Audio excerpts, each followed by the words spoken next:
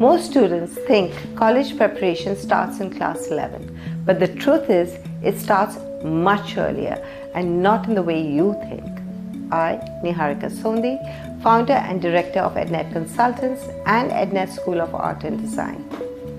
For over 2 decades, I've been deeply engaged in shaping students' journeys and rethinking how young individuals approach higher education and careers.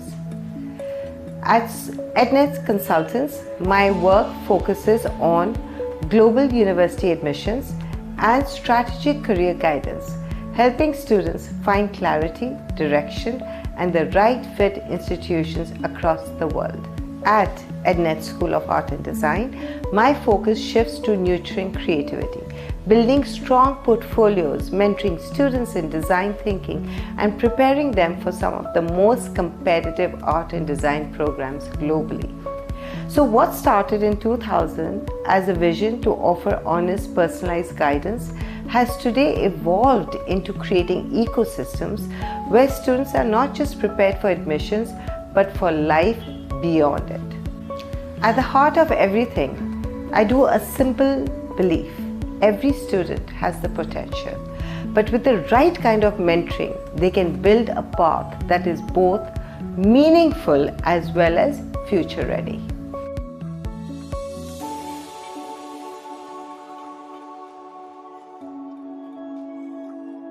Let me talk about the big myth busting for college prep.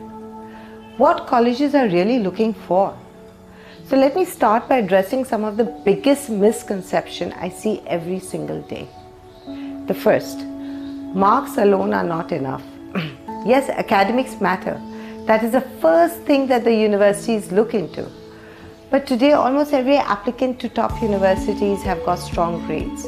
So the question is, what sets you apart? Second, random extracurricular activities just do not help. Doing 10 different activities with no connection, no depth, no real engagement does not make your profile stronger. In fact, it often just the opposite. Third, copying someone else's profile also does not work. What worked for one student will not work for you. Admission officers can immediately tell when something is forced or is unauthentic. And finally, there is no such as perfect profile. There isn't a checklist that guarantees admission. If there was, everyone would just follow it.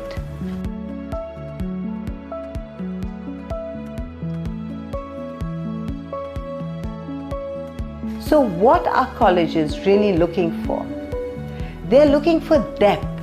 Depth means commitment, consistency.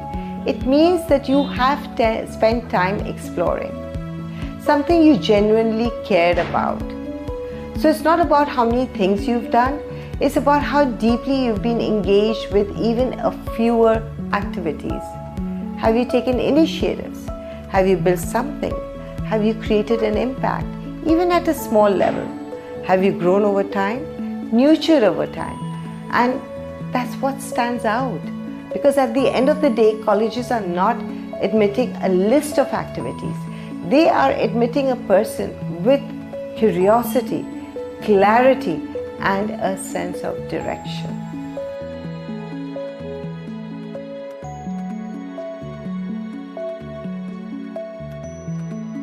The first one being academics. Consistency matters more than last-minute improvement. So subject choices should also align with your future goals. The rigorousness of the curriculum, it could be IB, APs, IC, or even college credits matters. Extracurricular activities, depth over breadth. Choose 2 or 3 areas of genuine interest. Show growth, participation, places where you've demonstrated leadership, created an impact. Examples, research, internship, competitions, and even community work. The third part is career clarity. This is your exploration phase. Students don't have to be 100% sure, but what they need to do is they need to explore. They need to work on internships. They need to work on maybe take some classes, online classes or courses which is outside their school, or even physical classes. Go for courses, credit courses in India or overseas.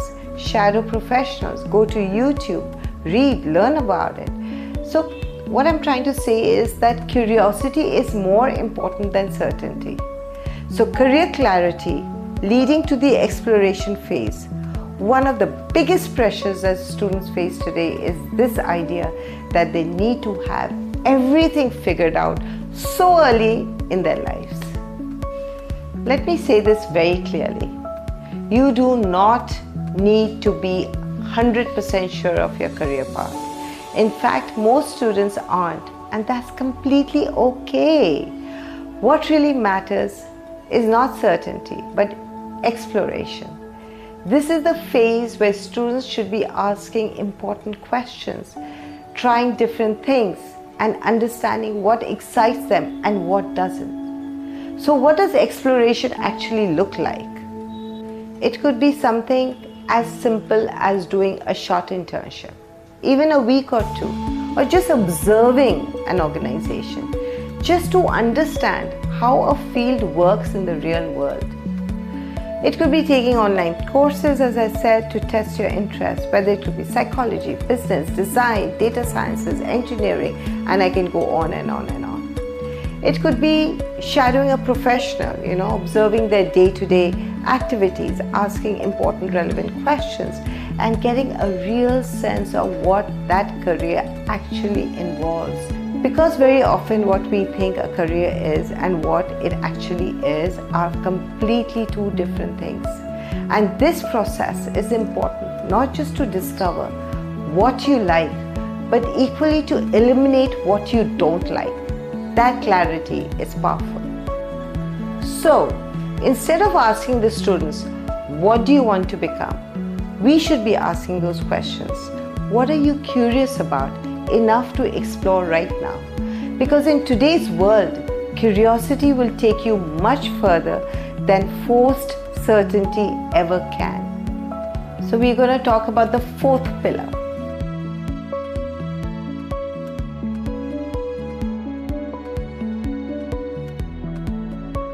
A story and profile building where everything should connect. So build a spike or a theme. And I think reflection is a key. Journaling, documenting your experiences is important.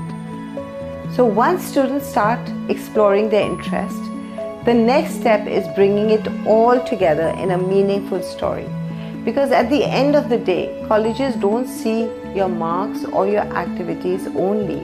They also check your narrative. And that's where many students go wrong. They do a lot of things, but nothing connects. Everything in your profile should have a sense of direction. It doesn't mean that you only do one thing, but there should be a thread that ties your experiences together. This is what we call building a spike or a theme. A spike is not about being perfect, it's about showing depth, focus in an area that genuinely interests you. For example, let's talk about if a student is interested in psychology. Their profile should include reading, research, internship, volunteering with maybe an NGO, maybe even starting a mental health initiative. If someone is inclined towards business, it could be projects that they have done, internships, competitions, or even starting something small of their own. Over time, this creates a coherent story, not a random list of activities. Now we talk about the most important part, reflection. Doing things is not enough. Students need to pause. They need to think, what did I learn? What challenged me? How did this shape my thinking? Whether it's through journaling, documenting experiences, or simply being mindful. Reflection is what turns an activity into a profound insight.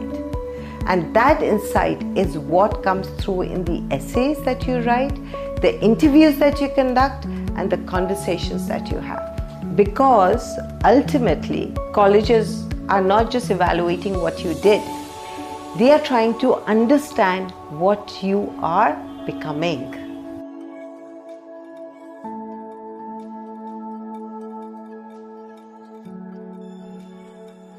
Now I'm going to talk about a very important aspect, which is the timeline breakdown. It's a very important section. This is for classes 8 to 9. So this is the exploration foundation. This stage is extremely important and it is often underestimated. Classes of 8 and 9 are not about just building a perfect profile, but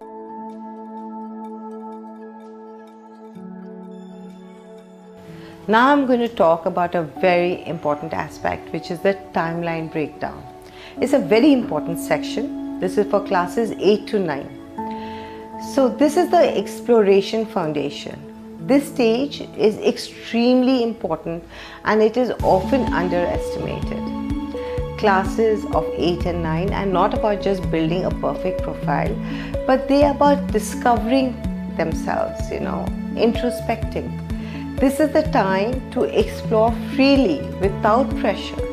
Students should try different activities. It could be sports, arts, writing, coding, debating, quizzing, anything that sparks their curiosity. Not everything will work, and that's the point. This phase is as much about eliminating interest as it is about finding them. Because the more you explore now, the more clarity you will build later. Another key habit to build at this stage is reading. I really emphasize on reading. And I just don't mean textbooks. Reading widely, fiction, non-fiction, biographies, current affairs, ideas, newspapers, magazines. Just get into the habit of reading. Reading does 3 very important things. It builds your thinking processes. It improves your vocabulary and communication. And most importantly, it expands your perspective. At this age, students should also start becoming aware of the world around them. Different careers, different paths. No pressure to decide. It's just exposure. So it had to define class 8, 9 in one line. This is a phase to try, to explore and stay curious without the feeling of getting it wrong. It's okay, because the goal here is not about perfection. The goal here is all about discovery. So here we have class 10. This is the time when we start narrowing our interests from exploration to direction. Class 10 is a very important transition year. This is where students move from broad exploration to start finding in some kind of a direction. You may not have complete clarity, and that's still fine, but you should try to narrow down your interest. After trying multiple things in class 8 and 9, now is the time to ask, what did I genuinely enjoy? What do I do to take things more forward and more seriously? This is where the focus begins. The second important shift in class 10 is consistency. It is no longer about trying everything randomly. It's about sticking with a few things and showing commitment over time. Colleges don't look for one-time participation. They look at a sustained effort. So whether it's a subject interest, a sport, a creative pursuit, or just a social initiative, start showing up regularly and building depth. The third key aspect is taking your first leadership steps. And leadership at this stage doesn't have to be big and formal. It could be simple steps like taking initiative in a school club, or just organizing a small event or an activity. It could be even at your home, starting something of your own, even at a very basic level, helping or mentoring juniors. So leadership is not about titles, it's about ownership. initiative, and responsibility. Class 10 is also a good time to begin light exposure to the real world. Maybe a short internship, volunteering, or shadowing somewhere. Nothing is to be too heavy, just enough to connect your interest with real life application. So if I had to sum up Class 10, this is the year to start focusing, stay consistent, and take small baby steps, meaningful initiatives. Because this is where your journey begins to shift from exploration to intention. Now we talk about Class 11. This is the deep dive year. If there is one year that can truly define a student's profile, then it is Class 11. This is where everything becomes more intentional, is more focused and serious.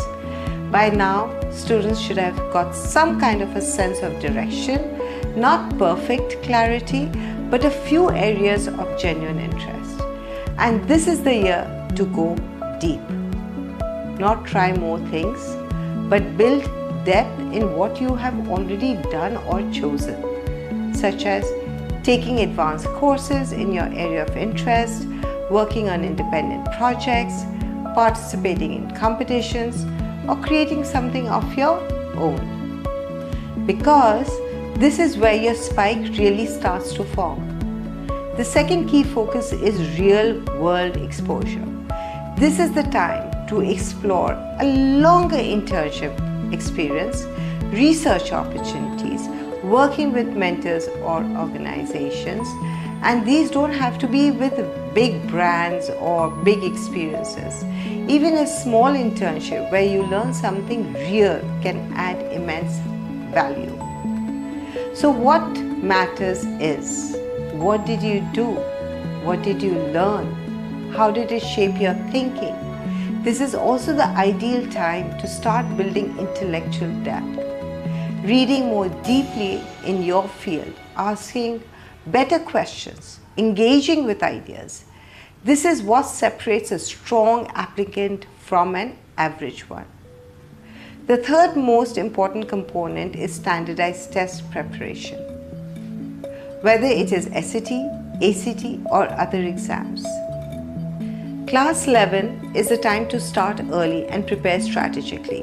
Not last minute, not rushed, but planned and consistent. Because managing academics, profile building, and testing together requires time and good balance. So if I had to define Class 11 in one line, this is the year to build depth, gain real world exposure, and start positioning yourself seriously. Because this is where your profile stops being general and starts being distinct. Now, this is your final year. It is Class 12. Class 12 is not the time to start building your profile. It is the time to present it. Everything you've done over the past few years now comes together in one place, and that is your applications. This is where strategy and clarity matter the most. The first key focus is applications and essays. And this is where many students underestimate the process. Application is not just about filling up forms. They are your story, your essays, your activities, your choices, everything that should come together to answer that one question. Who are you and what drives you? This is why storytelling becomes critical. It is not about listing your achievements, but it is all about connecting those dots. Why did you choose certain activities? What did you learn from them? How did they shape your interest and direction? Because two students can have similar profiles, but very different stories. And it's a story that creates impact. The second focus is finely polishing. This means you're refining your activity list, strengthening your essays, preparing for interviews, ensuring consistency across your entire application. Every detail matters at this stage. And equally important is authenticity. This is not the time to add random last-minute activities or try to fill gaps. Admission officers can see through that immediately. Instead, focus on presenting what you have already done very honestly and thoughtfully. Also, this is a time to stay balanced. You have your board exams, you have your applications, decisions. All this can feel so overwhelming, but stay organized and stay grounded. That is the key. So, if I had to define class 12 in one line, well, it would be that this is the year to tell your story with clarity, confidence, and authenticity. Because at this stage, colleges are just not evaluating your achievements, they are understanding your journey.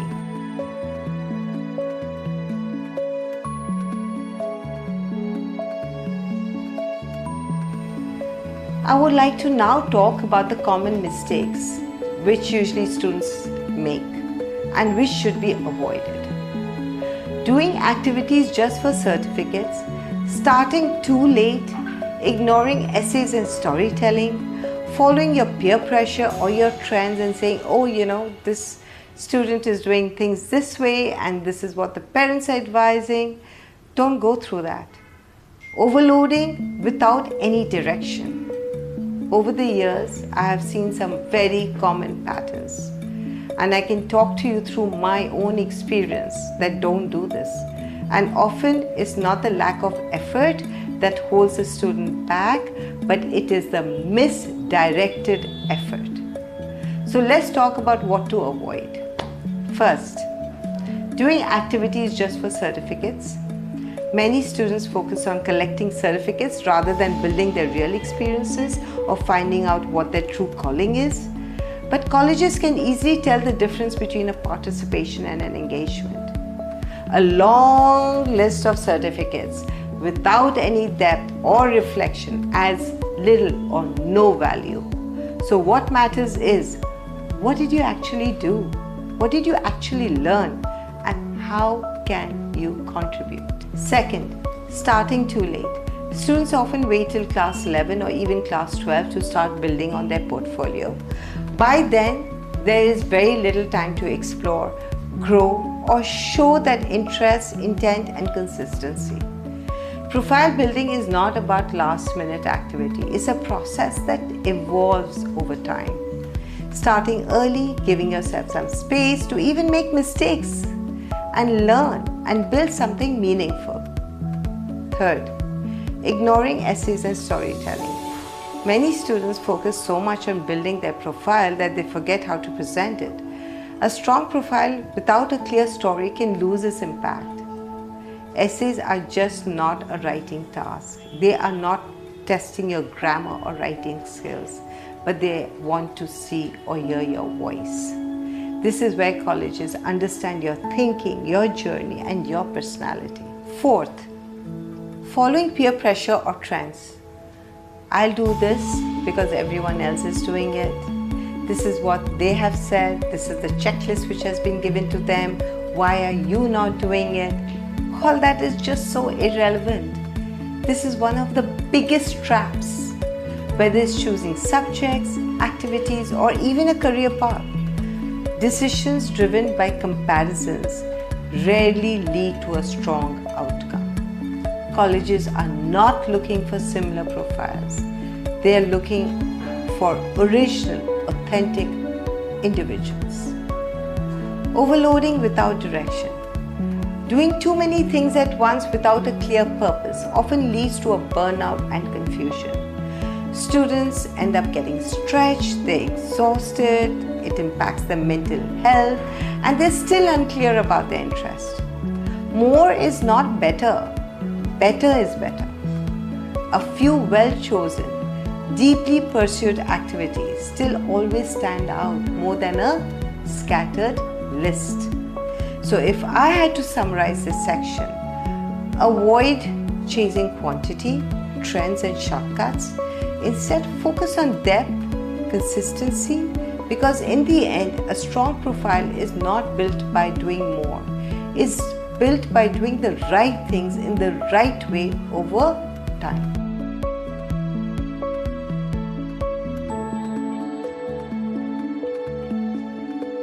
The first and the most important role is to support, not pressure. Every parent wants the best for their child. We all do. But sometimes that turns into expectations that feels overwhelming. Students today are already navigating through their academics, competitions, uncertainty. They're already burdened. What they all need is a home, a safe place, a space where they can express, they can explore, and even fail without fear. The second is allowing the student, their child, to go through the exploration stage. Not every child will have the clarity early on, and that's okay. Give them the space to try different things, to discover what they enjoy and what they don't, because forced decisions may bring short-term comfort, rarely lead to a long-term satisfaction. So in my opinion, exploration builds confidence. It helps children to take ownerships of their choices. The third and the very important aspect is avoiding comparison. Every child is different. Their strength, their pace, their journeys will never be identical. So stop comparing them to peers, to siblings or ideal profiles, or to your friends' kids, or anyone which can have a direct impact on their confidence. Instead, focus on, is my child growing? Are they becoming more aware? Are they more confident? Are they more engaged? That's what truly matters. And I would add one more thought here. Be a partner in their journey, not a director of it. Guide them, expose them, support them, give them that love, that confidence which they desperately need at this time, and allow them to take the lead, because ultimately this is their life, their career and their story. As we come to the end of this conversation, I want to leave you with one single thought. College admissions is not about being perfect, it's about being intentional, consistent, because there is not one perfect student or no perfect profile, and there's definitely no single formula that works for everyone or one size that fits all. What truly stands out is a student who knows themselves. So if you want any kind of a help in a customized profile, please do click on the link below and get assistance from our organization. Book a 30-minute free consultation now.